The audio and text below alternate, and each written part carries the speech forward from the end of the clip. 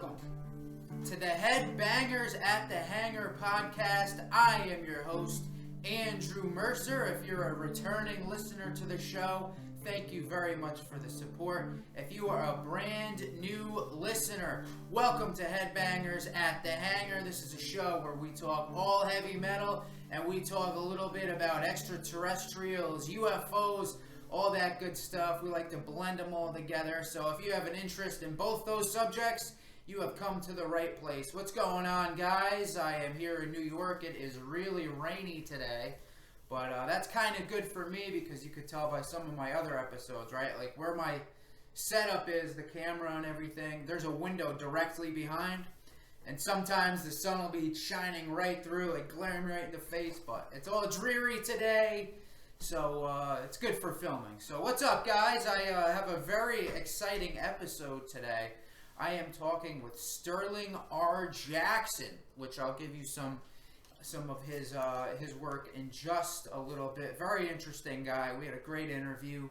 I just want to thank Randy Pasquarella from the last episode, drummer from If I Were You, amongst many other things. And you know, just thinking about it is so funny. Like me and him grew up like 10 minutes away from each other, you know, and I had never heard of that band coming up. But then, like, doing research for them, like, those guys are fucking huge, If I Were You. Like, they have, you know, like I mentioned on the episode, millions of streams on Spotify. But like, you go to YouTube, check them out. They have people, like, random people doing video reactions to them. Like, they are that big. You know, so thank you again to Randy. It was a great episode. If you guys missed it, go back to the videos page of the Headbangers at the Hangar channel. You can check it out. But my guest this week, Sterling R. Jackson. He is, I don't want to say most famous for, but he was in the group Vegas Nerve, which is famous because Doc Coyle is the guitarist in that band, and right now Doc Coyle is in Bad Wolves as they go through some lineup changes, specifically at the vocal spot. But before that, and I think that, you know, more notably, in my opinion, but I'm a metal guy, God Forbid, he was the guitarist in God Forbid, which was a huge band back in the early 2000s. They're like very thrashy, kind of like hardcore band. It's hard to describe. Go listen to them, though. God Forbid is an awesome band. But Sterling was the vocalist in Vegas Nerve, and such an interesting guy. Like Sterling kind of got into the whole, the YouTube thing before it was big. I mean, anybody's on YouTube now. Right, but like it wasn't like that 10 years ago. Like it was kind of new, and he was at the forefront of that, like putting up covers and videos and stuff. And he got noticed by a lot of big names, as he'll mention in the interviews. Like he was approached by the Seether guys, he was approached by the Breaking Benjamin guys. You know, Doc Coyle found him. Like he was part of the who's who. You know, like very interesting guy. And when he was in Vegas Nerve, he went by the name Ravi Orr, which he'll touch more on during the interview. He also had his own project, Phyllotaxis, which it was just him. He did all the writing, most of the instrumentation, recording. Very creative, artistic guy. A lot of musical integrity, and he's got he has 2 cover albums out, which are solo. Okay, it's just Sterling R. Jackson. You can find it on Spotify or any of your favorite music platforms that way. Sterling R. Jackson, you will see he has Reflections albums. He's got Volume 1 and Volume 2. We'll get a little bit more on that in just a little bit. But since I last did an episode, the drummer from the Foo Fighters, Taylor Hawkins, he passed away. And you know, it's human nature to react to something like that. You know, like all of a sudden somebody passes away, and it's unfortunate that it has to get to that point. But then all of a sudden everybody has something to say about it. I'm not going to pretend that I was the biggest Foo Fighters fan because I don't dislike the Foo Fighters. Just it never was a band where I really went down that avenue. I was such a big Nirvana fan, right? And when I got into Nirvana, I was a kid, I was a young teenager. So to me, it was just like, and I know this is not the case. This is bad information on my part, a bad opinion, but growing up, I liked Nirvana so much that I really just didn't want to go down the Foo Fighters path, because I always felt like, Dave, he's just capitalizing on Nirvana's success, and I just didn't. And again, it was ill-informed. It was not a good opinion. Dave Grohl is just currently one of the most talented writers in the rock community right now, But I just never went down the Foo Fighters path. But it is very sad news, man. Especially that guy was super young. It's just terrible. I play a lot of Foo Fighters in my acoustic cover sets, and it is a tragedy, man. So, best to Taylor Hawkins' family, and the Foo Fighters, they'll bounce back. But sad news. I am very excited because this Saturday I'm going to a concert, which I haven't been to a concert in a while, actually. I'm going to see Wednesday 13. If you don't know who Wednesday 13 is and you're a metalhead, what's wrong with you? But Wednesday 13, he's awesome. Check him out if you've never heard of him. He played in the Murder Dolls, which is Joey Jordison's side project back in the day, the drummer from Slipknot. So Joey formed Murder Dolls with Wednesday 13. Wednesday 13 was in this band, I think it was Frankenstein Drag Queens, but kind of like this glam pop punk horror band, like super low scale, but like really fun lyrics, just fun overall. And Joey got Wednesday 13 to be the singer of the Murder Dolls, and they did 2 full studio albums. Awesome stuff. I love Wednesday 13. His solo stuff is incredible. If you haven't seen him, check it out. Doyle, the guitarist from Misfits, he's going to be on that show too. I'm not sure who the headliner is. It'll probably be Doyle, just for name recognition, but I like Wednesday 13 a lot more. Doyle, I like the Misfits. I'm not, on a scale of 1 to 10, my fandom for the Misfits, I'd say, is probably like a 6. A lot more into the later Misfits stuff. I'm a gigantic fan of Danzig, but I really wasn't a big fan of the Danzig era Misfits. The production is terrible, but it's more like straight up punk rock, which I'm not a punk rock or a metalhead. The later stuff is more metal based, so super excited about that show that's coming up. I'll have to report back. And Wednesday 13, he had an album, Monsters of the Universe, which he's got a lot of tracks on there that are extraterrestrial influenced. Like Into the Crop Circle is a song on there. So maybe if I run into him, I'll get him on the show. We'll see what happens. But let's get back to Sterling Jackson. I want to play you some stuff so you're informed when you see the interview. This is a song that he did with Vegas Nerve. This one is called Pull Me Out. So here it is, guys. There's Sterling right there.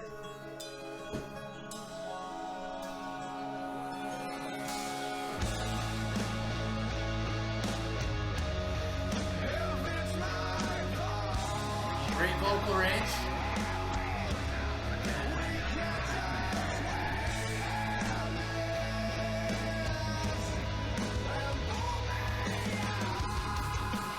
Getting that high note right there.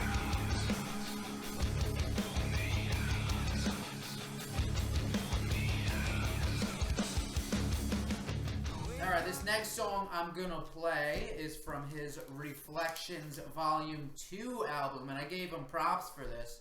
In the Volume 1, he did Aerials from System of a Down, which, by the way, what's his name? Machine Gun Kelly just did a cover of this.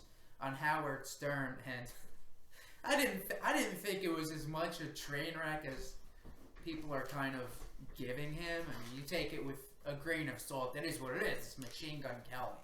He's not Surge, but you know, he kind of butchered it. But Sterling Jackson did not butcher the Aerials cover on his first Reflections album, but in his second Reflections album, Volume 2, he did a cover of Inner Vision by System of a Down, which is off of Steal This Album, which is probably their least known album, which does not speak to the content of that album, because that was an awesome album, not as well known, but some really great tracks.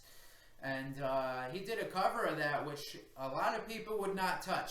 So this is his interpretation of Inner Visions.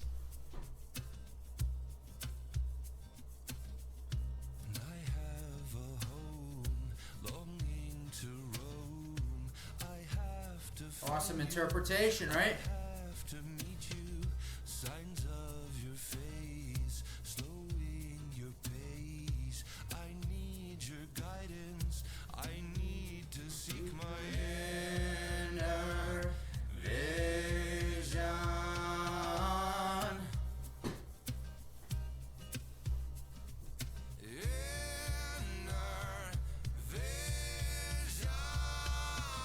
Doing Surge and Darren. My pupils dance, lost in a trance. Your sacred silence, losing all violence. Stars in their place, mirror your face. I need awesome stuff right there. Awesome stuff. And the last thing I'm going to play is he did a cover of Take a Picture by Filter, which is one of my favorite songs of all time. That is a great song. And the way he had recorded and produced it, like, you really get a feel of the lyrics. And he does that with a lot of the cover songs where he kind of strips them down to a point where the lyrics are highlighted. And he really does that well on this song. So here it is. Take a Picture. Could you take my picture? 'Cause I won't His voice is so crisp. Could you take my picture? 'Cause I won't remember. Yeah.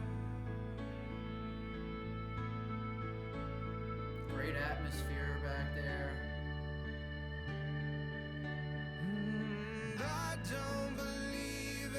I don't believe in your sanctity, your privacy, and I don't believe in. Alright guys, there it is.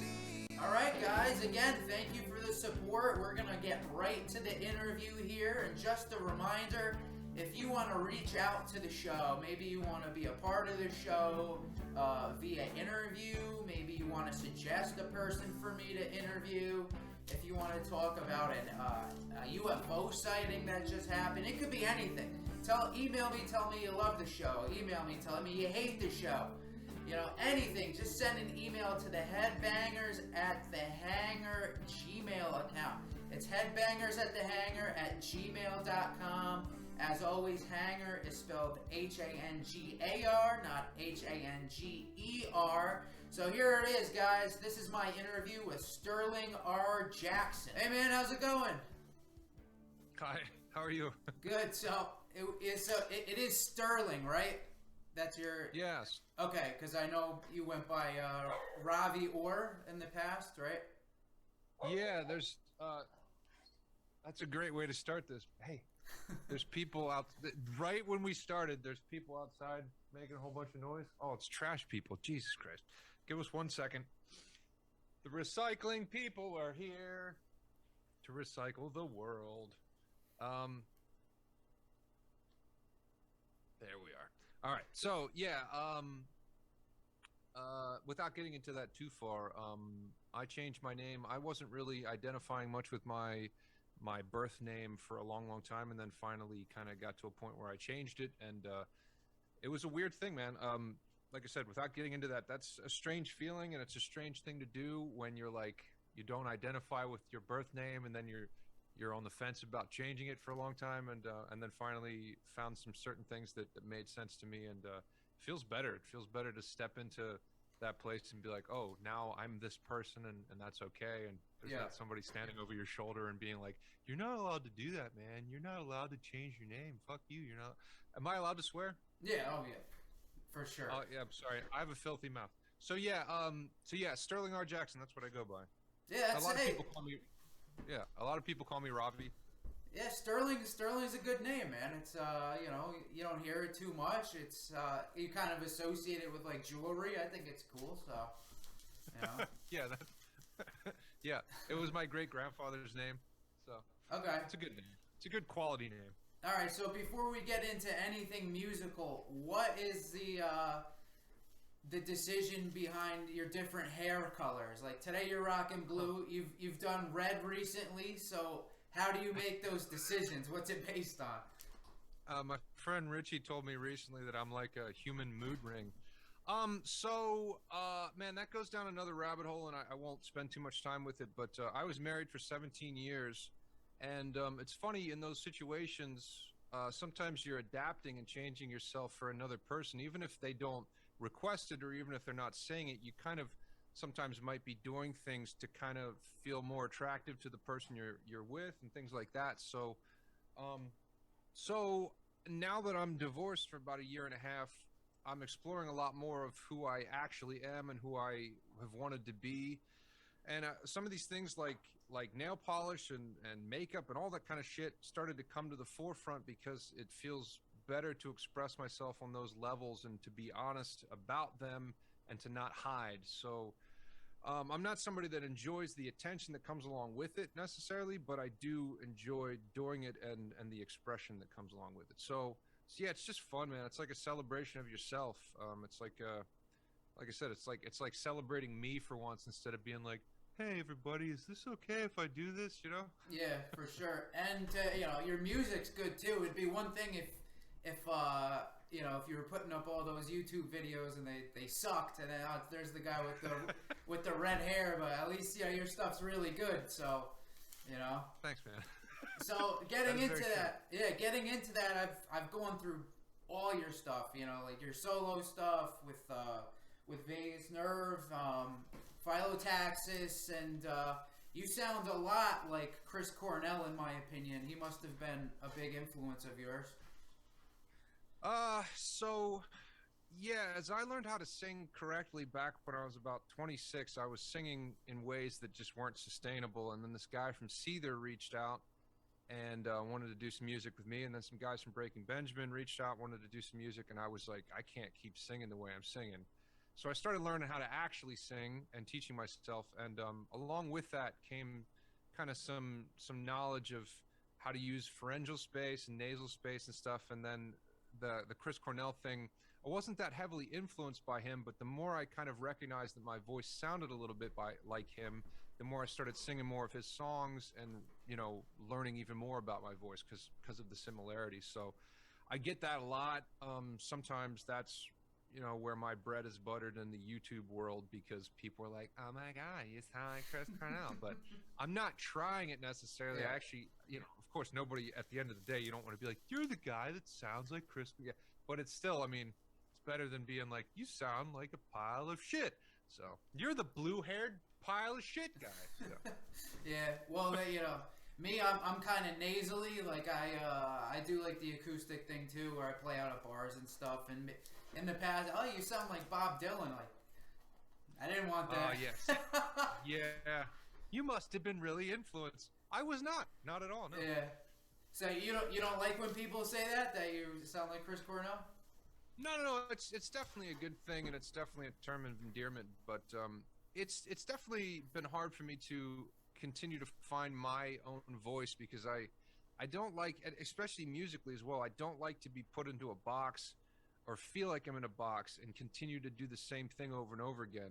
Even with my albums, I like to write things that are really different, and I like acoustic music, and I like this music, and I just don't like to be like, here's the same song, kind of different, over and over again. So I do that a little bit with my voice, and this recent project with the drummer from Nothing More, his name's Ben Anderson, is a softer side of my voice, and I'm sure that people will hear that and probably be like, "You don't sound like Chris Cornell now." So, Is that so is that Cosm? no, Cosm I wrote with a guy named Aiden Oxenrider. He's not on the internet anywhere. Okay. So it's kind of weird to, it's kind of weird. Him and I had a falling out, but amongst that falling out, there was like, make sure I'm tagging you and all that kind of stuff. And then after a while, it feels strange because you're like, I'm tagging somebody that doesn't exist on Facebook, Instagram, fucking nowhere. So, but the new project we're gonna be finishing this year, hopefully in the next couple months. That's called Without Sleep, and that's with Ben Anderson. So. Okay, what is that more acoustic based? No, Ben actually wrote all the music, and I just did the vocals and lyrics and all that stuff for it. But it's what is it? It's kind of I can't even describe it. It's a little bit softer, sometimes electronic, and I don't know how to describe it. I actually haven't thought about it enough to be able to tell somebody what it sounds like. Sometimes it's definitely an emotional record, because he went through a breakup of like 6 years, and I went through my divorce, and that's kind of one of the things that joined us together in terms of friendship, and we started communicating. And then he started sending me this music, and I just got to pour out all of that fun, happy horse shit into the songs. So Yeah. so in some ways it's definitely some emotional, honest music. But yeah, it's hard to explain in terms of genre. I can't really Well, think that's of all right. what I would- It's sometimes that's better. Like you said, you don't want to be put into a box. So if right out of the gate you say, okay, this is going to be more alternative, or this is going to be more metal, then sometimes you squeeze yourself a little too tight in there. So it's good to go in with an open mind. Yeah, very true. Yeah. So what did the Seether and Breaking Benjamin guys want to work with you about? I'm a huge fan of Seether. Yeah, man, Seether's always been awesome. So, Pat Callahan was with Seether for I think like 7 years. He was with them for some of their biggest days and biggest shows, and super nice guy. I think he found me because of things I was covering, and probably because of Chris Cornell. He was a big Pearl Jam and Chris Cornell fan, and they got to tour with Audioslave, and Nice.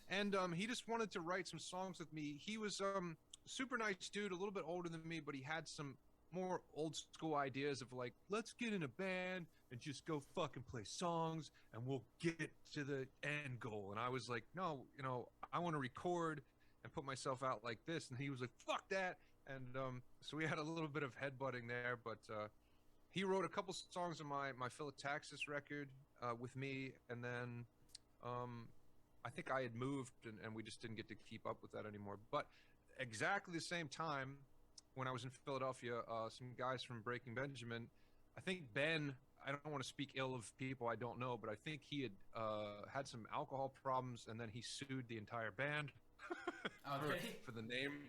Yeah, because he wanted the name Breaking Benjamin because his name is Ben. Yeah. And yeah, so those guys were all looking for new singers and shit, and Chad, the drummer, reached out to me, and then the bass player, I can't remember his name, I think it's Mark, reached out to me for yet another band, and I was really weird and had integrity, or what I thought was integrity, and I was very selective about what I was doing, and it just didn't feel right at the time, so it just never came to anything with those guys. But It's yeah, I'm trying to word this question too. Like sometimes with some of those bigger acts, like you're talking about your musical integrity and all that stuff, which I'm totally with. I think when you're big like they are, you kind of get probably sucked into kind of a world that's a little different. You know what I mean? Where you're producers push you in a certain way to do things, and you're taught like, okay, this is how we're gonna do it. And if you've had success that way, then I don't blame them for thinking that it'll work again. But it must be a completely different world with those guys when you get that big. at one point, they had their producer or somebody reach out to me, very New Jersey type of Bronx type of dude, and he was basically telling me like, look, we're gonna play to these crowds of like 10,000 people and stuff. You don't want to be a fucking part of that, you know? And he was very aggressive. Like, look, we're gonna get you in here. We're gonna fucking produce you. You're gonna be playing these shows. And I was just like, all right. And I had no idea and barely was wet behind the ears from all this stuff. And you know, Pat Callahan's coming over, and even to hear somebody of that caliber play like the song "Broken" by Seether on guitar, like they wrote that shit. Yeah. Instantly, you're like, what the fuck? That's crazy. That's so strange. But yeah, then to have people like producers call me like, look, we're gonna fucking do this. You're not in. You don't like money. What's going on? It was all a lot for me at the time, and I had no idea what I was doing. And like I said, I was learning how to actually sing, so I was totally freaked the fuck out. And yeah, there was a lot of things happening. And yeah, and there were super sweet people. I remember now that Mark actually, the bass player from, hopefully that's his goddamn name, it's been many years, from Breaking Benjamin, reached out to me because he saw a post that I put up. I think it was The Voice reached out to me and asked me to perform or at least try out, and I wrote back and I told them about what I thought about their show, which was not very positive. And I basically just said, like, music and creativity, all this stuff's not a competition. I don't believe in what you do. I don't believe in the way that you're going about, you know, doing these things for people and everything. Basically a big, kind fuck you. And Mark found that and gave me all this respect, and then they reached out to me. And so that was kind of a cool thing, because other people were like, you're so fucking dumb. Why didn't you just go on the show? And I was like, because I'm awesome and they're not. I don't know what, you know. So I still think about it. Yeah. What year about is all this going on? Probably like 10 years ago. This was a while ago. But this is when I started hooking up with Doc and all that stuff too. Which we'll get into. Yeah. We will get into it. But so that's kind of crazy though. Like, in your opinion, you're trying to learn. You're learning to sing in the right way, in your opinion. But meanwhile, guys from like some of the biggest alternative bands in the world are reaching out to you to help them. So that's a little wild. Yeah, it was a cool feeling. It made me feel like I was doing something right, you know. And where were they? They were checking you out on from your YouTube stuff. That's how they were getting your stuff. Yeah, slowly but surely, some people like that were finding me on YouTube, and I think that was, you know, we're talking 10 or 12 years ago, so it was definitely before YouTube was completely littered with just, you know, everybody doing their thing, and it might have been a little bit easier to find, you know, people doing shit like I was doing. Yeah. So yeah. So in general, with the way that the kind of music world is going promotionally with like YouTube and reaction videos, TikTok, all that kind of stuff, do you like it, or do you like more of the way it was like 10, 15 years ago? Without just getting completely negative, I mean, you can if you want. Go ahead. Yeah, man. I kind of hate it. I don't like any part of it. I never did, and I was always trying to hide behind my music for that fact. Essentially, when I started out, I had a big problem with wanting to embrace those parts of it, even way back then. So I didn't want to show my face. I wanted to wear, you know, makeup or do things so that the music was about the music and not about what I looked like or anything like that. And as I moved forward, I recognized that people wanted to get to know me, or that I had a charisma that was, you know, enjoyable, et cetera, et cetera.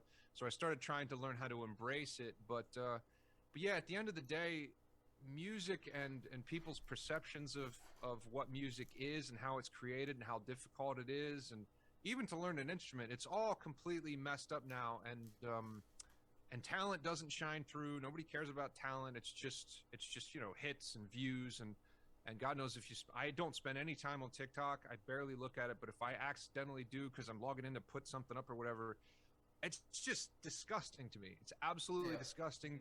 The what people put up and get views for, and then they feel like they're popular and they get money and they feel like they have success, and of course it's not going to, you know, people are not going to keep logging in to see you doing a terrible dance in your kitchen, you know, a couple years from now.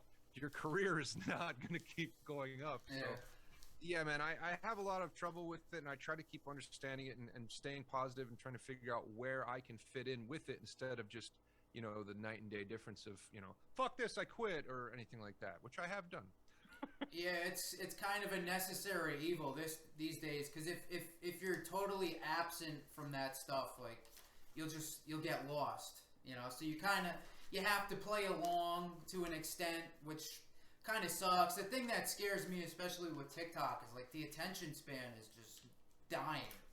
You know, like it's been going down, and then TikTok came along, and it helps it lower it even more. You know, like my biggest pet peeve is somebody will be listening to the radio, and then after 2 minutes they'll flip it off and say it's too long. Like, why are you fucking touching it? Like, give these guys some respect. Somebody made that for you. Like, don't just flip it off, you know? TikTok is the equivalent of jingling keys in front of a baby.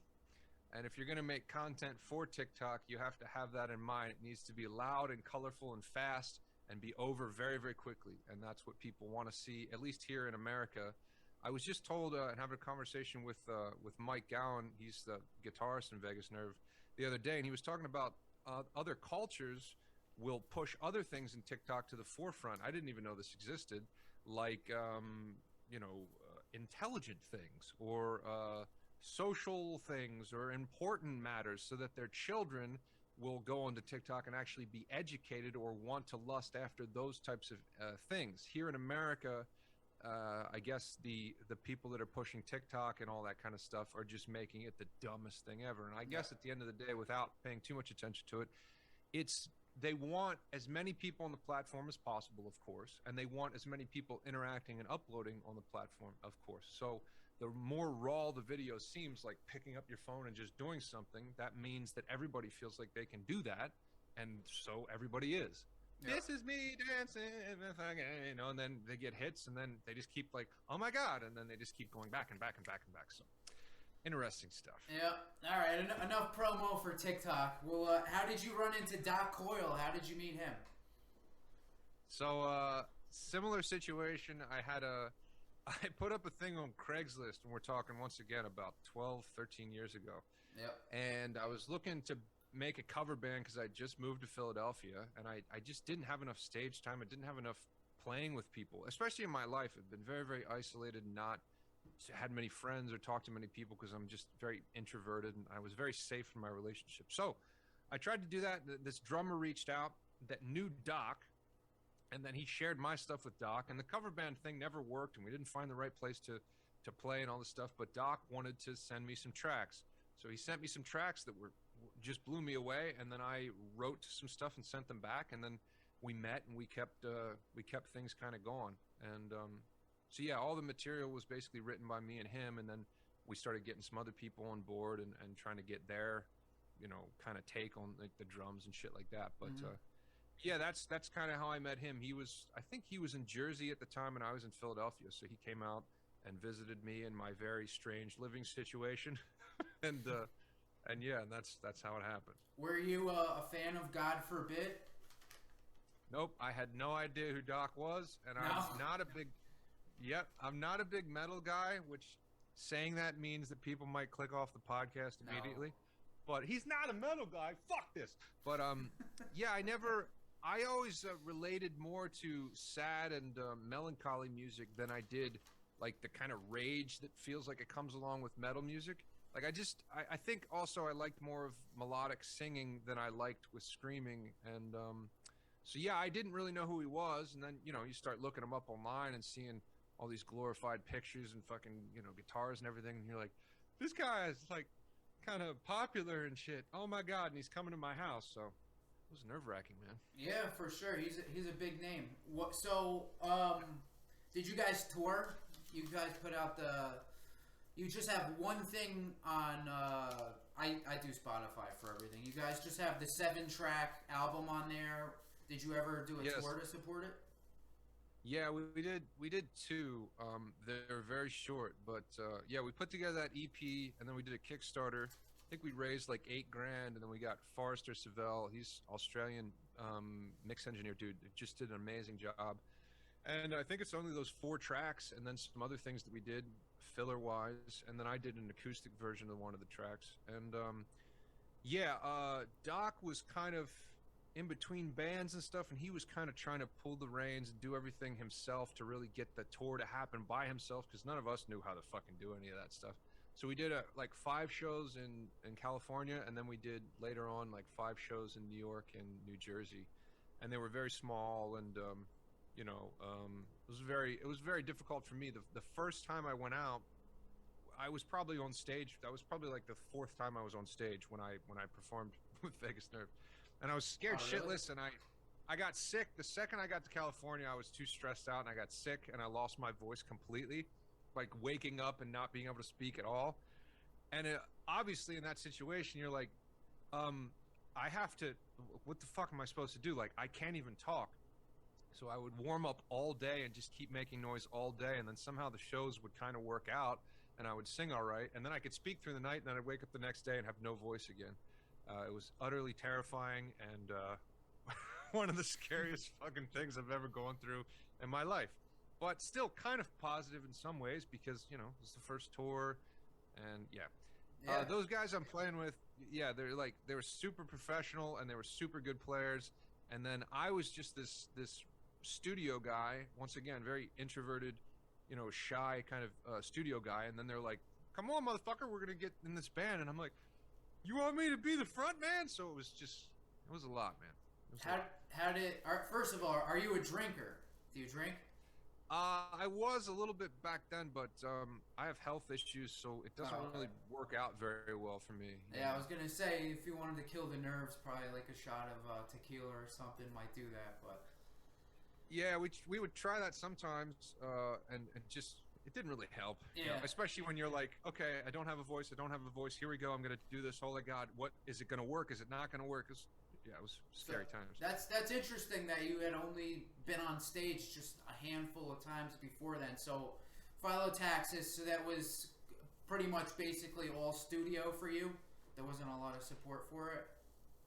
Yeah, that was back long enough where I was hoping to be discovered, and I got laid off from my professional job that I hated, and I stayed laid off so that I could collect money and write and feel like I was, you know, doing what my divine purpose was, which was to make music. Mm-hmm. So I got my balls together and wrote music, played all the instruments, and did all that stuff, and put out my first record. I was probably like 23 or 24 years old. But yeah, I mean, it was just me playing everything, doing everything, and then, you know, just trying to be like, like I said, get my balls, and be like, look, I'm a musician. I know I can write. I know I'm good at this, and I want to prove it to myself. So yeah, that was the brainchild that came from that. And you did all the production back then too, even for the first one that came out? I recorded about half of the stuff, and then I recorded live drums in a studio in Pennsylvania, and I think a lot of the vocals and different things. Went to 2 different studios. I wasn't really happy with the first one, so that's funny, man. To anybody trying to go to a studio, if you look up a studio and then they have tracks so you can listen to what they've produced, make sure you look at the name of who produced that track and if they work at the studio, because the place I went to, I listened to the tracks, I was like, fuck yeah, these are awesome. Went and spent about $5,000, and I was like, why is this not sounding as good as the stuff on the website? Fucking come to find out, the guy that did the stuff on the track used to work at the studio, and then he quit, and then he worked in his house. So I went to that fucker's house and paid him money and be like, hey, can you fix all this? Yeah. And that's exactly what he did. How many songs was worth $5,000? How many songs did you bring to them? So I did an EP, like 6 songs with the first guy, and then I just wanted to do everything and get those fixed. And I think at the end of the day, the whole record was like 12 or 13 songs. It cost me like $8,000 to $9,000. Damn. So, and I did not have that money, but yeah, as I mentioned, I tried to do as much of the production as I could, but learning these things like mixing and stuff, there's no fast way to do it. It's like becoming a chef or wine tasting. Like, you need to spend years developing your ear, and you're going to be able to hear and notice subtleties and things that people are not going to notice. And it just takes a lot of time and a lot of doing. So there's no way I could have did what those guys did for me, you know, in terms of the production and stuff. Yeah. But the second one, 4 years, I put 4 years into learning and everything, because I didn't have another $8,000, and I was like, I'm gonna fucking do this myself. Are you a musician that constantly tinkers? In terms of what? Musicians are famous for, okay, something's done, it sounds like it's perfect, and then you wake up the next morning, it's just like, let me just tweak this one little thing, and it keeps going out until, like, you know, a month and a half. I definitely have been very much somebody that has done that, but I've gotten a lot better now. Sometimes you'll hear a stupid little anecdote or a stupid little thing that somebody says, and I think it was something small, just like Maynard James Keenan was on the Joe Rogan podcast, and at some point he said he was being asked about certain things like that, and he just said, at the end of the day, it's just a song.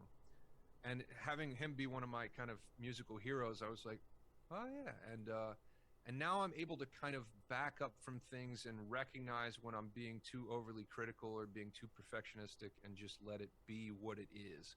Mm-hmm. At the end of the day, like if I'm still getting the feeling and the vibe that I wanted when I started it, that's kind of the end goal, you know. Unless I'm hearing production problems or mixing problems, but I can solve those a lot faster now. So I'm not sitting there for fucking hours. Not to mention too, you know, I was always recording real drums because I've been a drummer since I was 11, and even if I'm not that great, I have a respect for trying to have real drums and things, but drums are ridiculously hard to mix and record, so a lot of times a lot of the time was spent with just the drums, fucking with the drums. You're always fucking with the snare drum. The snare drum never sounds great, never sounds good enough, so you change the fucking snare, you do this, and it was just that was always the worst. I just started recording the electronic set back here. That's what I was mixing that next. Yeah, it's just so much easier. Yeah. So for sure. Yeah, like you said, you said, a song is a song. People are either gonna like it or they're not. You know, the content. Like, nobody listens to Nevermind because they think the production's great. They would have listened to it even if the production wasn't great, because those songs are great. You know. So you make it, either people like it or they don't. Whatever, you know. Yeah. It is what it is. Yeah, the feeling is the most important thing. Does it still make you feel that way? Are you still able to tap into the feeling? Because that's what I'm chasing with everything I do anyway. You know? Yep. So going back to Bad Wolves, is it over? Like, how? My question is, how did it end? Or if it didn't, do you guys have any future plans? Or not Bad Wolves? I'm sorry, Vegas Nerve. Vegas Nerve. I can tell you a little bit about Bad Wolves, but I don't want to get myself in trouble. Vegas Nerve, because that situation sucked. With Vegas Nerve, we never had any kind of difficulties or falling out or anything. What strangely enough, the weird marriage between Bad Wolves and Vegas Nerve was that Tommy Vex was supposed to be the singer in Vegas Nerve, and him and Doc had issues, and then it didn't work, and then Doc took his material and then finally found me, and then I started singing it. And I heard some of the demo stuff and instantly got intimidated, because Tommy does have a very rock radio sound, but and then it was just me, you know, like I said, like a guy in his house, like, okay, shit, I'm gonna try to do better than this. But Doc loved my voice, he loved what I did with the songs, and then we got it off the ground. So we tried to do the touring thing, and the band thing didn't blow up. It was not the right time, and apparently, you know, with music, timing is everything. So we just kind of, I think the second time we toured, I could feel the angst, and I could feel like everybody, the whole energy was different. Like, okay, here we go. Like, we're gonna do this. Is this a good idea? You know, I should be home right now. Do I have the money for this? Like, the whole thing felt different. And when I look back, I was very disappointed in not necessarily my behavior, because I wasn't a pain in the ass or anything, but there was just a lot of bad energy coming from me, because I just didn't let me explain it like this. I've been somebody that's been a studio rat, and like I said, I don't really have many friends or acquaintances and stuff for a very, very long time. So I was hoping in some kind of weird universal way that once I got on tour and got into these venues and started doing this, that I might find myself, or I might find a place where I belong. because playing in bands and stuff, I started to find people I felt like were kindred spirits. But what I found was that was not the case at all. Not that I don't belong on stage, or not that I'm not an entertainer or a performer, but just that when I got into these places and stuff, I felt even more alone and kind of just like, fuck, I don't belong here. These gross green rooms, shitty bars and things around people just drinking, staring at you like, who the fuck are you? Like, I felt way more alone than I typically do. So yeah, there was a weird energy about everything, and then we just kind of went our separate ways. I was trying to move to California, but that didn't work. And then Doc knew that, and he was like, fuck yeah, I'm gonna move to California too. He moved to California, and things really happened for him, and I kept kind of trying to be married and trying to live my life and find freedom. And yeah, we still talk, and we were trying to write some more material, and it's just not the right time. As I keep telling him, every time we have a conversation, I'm like, it's all good, man. Like, when it's the right time, it'll feel like the right time, and fuck it, you know. Yeah. I'm not worried about it. There's nothing attached to it that's like, oh, that was cool, man, we're never gonna do that again. It's like, it'll totally happen again. All right. We loved it. Yeah, we loved that music, and it'll be great. I think the biggest catalyst is just Doc and his time and his creative output. Like, if he has things on the back burner, he has things that he's written that he feels like are Vegas Nerve, you know, music material, then it'll be great, you know. Yeah, that's awesome, man. That it's not closed, because there's some really good stuff on that album, and like, you know, I was a fan of God Forbid, still am, but I mean, they don't exist anymore really. So, but it was cool to see, like, you know, he was in this metal band which was kind of thrashy, and then he goes over and does the Vegas Nerve stuff, which was very different, more melodic, but it's still, like, the guitars were still distorted, still a very much heavy metal feeling, and then your voice, it's kind of atmospheric, and it was just a really cool blend to listen to. Oh, thanks, man. Yeah, I really wasn't trying to do anything but be me, because at that time I had no idea what I was doing. So God knows, when we come around to it next time, I'm not sure what we'll bring to it, but I know that I've been doing a lot more work with composing and world music, hand drums, and just epic, big, fucking beautiful music. So my friend Mike does some of the same. He's the guitarist, and I would love to bring some of that energy to the music, especially because it was always an artistic project, and fucking why not, man? We could continue to try to push the radio friendly, you know, track kind of thing, but I would rather keep pushing it in a musically artistic, big, epic, beautiful kind of direction. Because with TikTok and everything like that, I don't know if it matters anymore to try to please people or try to write tracks to please people. Let's make it fucking awesome if we can. Yeah. When you say radio friendly, radio doesn't really exist. So, like, I guess there's Sirius. I don't have Sirius, but like, there's Liquid Metal and the other channel. Yeah. But I mean, how accessible is it? You know. So, like you said, you're trying to rate to please a radio station or a label. Like, what are those things anymore? They're all kind of dying out a little bit. Yeah, I mean, it always has been dying out. It will continue to die out, and what you're left with is hopefully just the things that you wanted to create. So, see, I've never been a fan of trying to write for some other purpose or for some other person's idea or whatnot. So yeah, that's why I said I hope when we come back to it, let's just do exactly what we want to do and be excited about what we're doing. And because I know Doc's coming from Bad Wolves now, and they're having a lot of success. And you would imagine, oh, let's try to ride some of the success. And it's like, yeah, I don't know if that's going to work. We can't try to be some amalgamation of Vegas Nerve and Bad Wolves at the same time. So yeah, let's be fucking weird and make some big epic music. Yeah. So let's get to your Reflections albums. How do you choose a song that's gonna go on those albums? So, man, I don't. What happened was that musically and with YouTube and stuff, I would go kind of heavy with it, and then I would stop, and then I would go heavy with it, and then I would stop, and it was kind of almost like a reflection of my validation and stuff. confidence in myself, self-confidence. So I would kind of do it, and then I wouldn't, and I'd be like, "This is fucking stupid," and then I would do it, and then I wouldn't, and it's ruined my YouTube career and all that kind of stuff because you can't do that. You can't go heavy and then disappear, and then go heavy into it and then disappear because people forget about you in 5 minutes.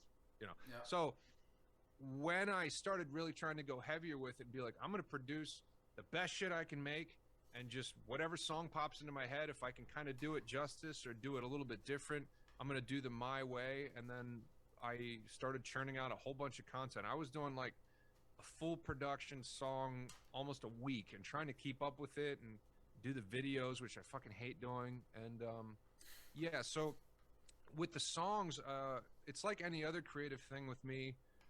When I turn that channel on in my brain, stuff just starts flowing in without me even trying, and then I'll start hearing things and be like, oh, that's freaking awesome. But I didn't want to try to tailor it to anything specific and be like, oh, this is a reflection of me or what. No, it's just music. I just wanted to keep making things that were exciting me, So I recently I have a piano app that I learned piano on, and one of the songs, I'm a Believer by the Monkees, came on. Yeah.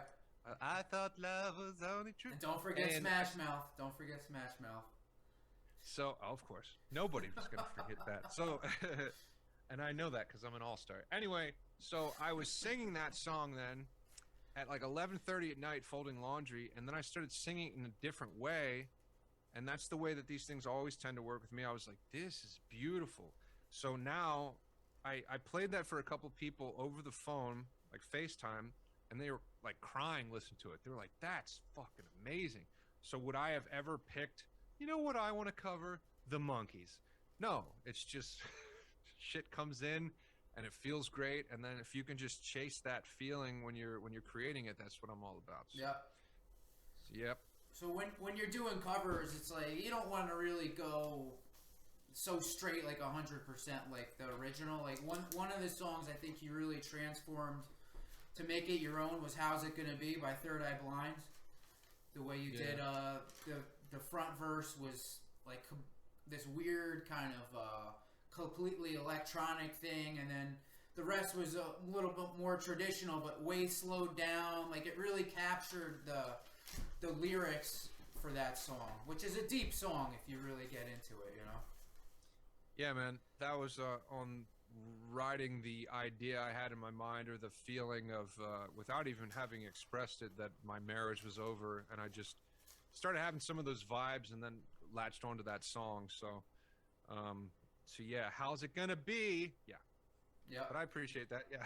And I gotta shout you out since I'm a metalhead and this is a metal show. Now you did aerials in the first in your first Reflections album, but I thought even more impressive was when you did Inner Vision in the second one, because that's it's off of an album of theirs which is not as well known, but it's still a great album, and I love all the songs off of that album. So big shout out. Why did you choose that one?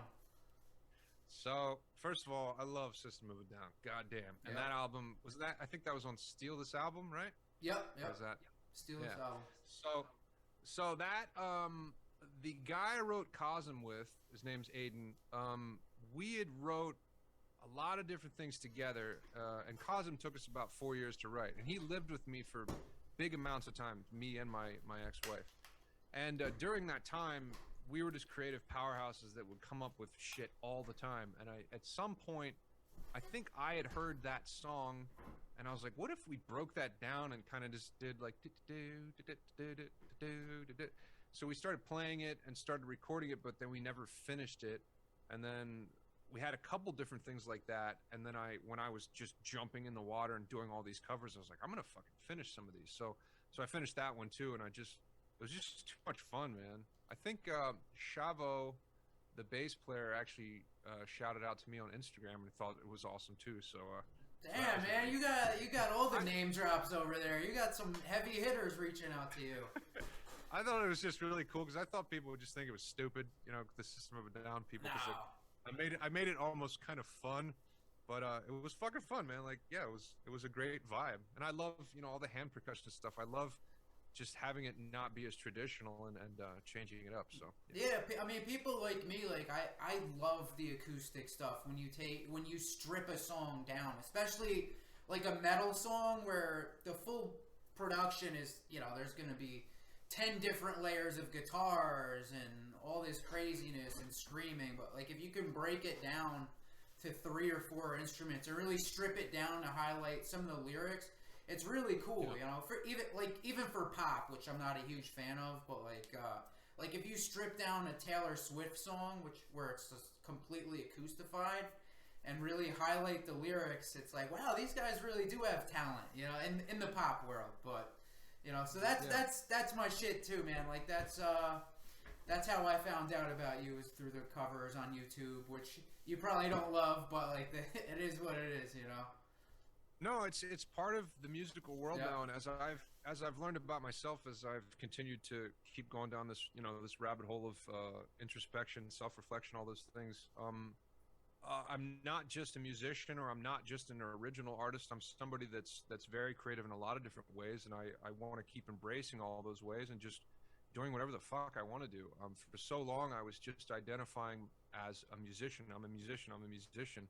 And then it felt like the universe kind of came and just slapped me in the head and was like, that's not all you have to give to the world, motherfucker. And I was like, no. And I railed against it. I was like, no, that's what I'm fucking supposed to do. That's what I want to do. But as I finally opened myself up and been like, oh yeah, there's a lot more things I have to give to the world, especially during what we might even consider a musical crisis, where people just don't consume music in the same way. It feels better to do more things. So if somebody finds me because of a cover song, or they find me because of something else, I don't really care anymore. Like it's just nice to have anything, do anything for anybody. And I say that also, not to get too wordy, but I say that also as I said this to somebody recently. If you do one fucking thing on the internet, and you put out like one song, and you put out a podcast like what we're doing right now, and somebody says something and it changes somebody's life, or it does something for that person, and then they reach out, when you get a message like that, like, hey man, this song really helped me through a hard time, that shit's pure wonderful heroin. You just want to do more things. Helping people is just the greatest thing ever. And so yeah, once again, if I can fucking talk into a video, if I can do cover music, whatever the fuck, I've gotten so many of those messages, and it's fantastic. So if I can do a bunch more of that and get more messages before I kick the bucket, that's great.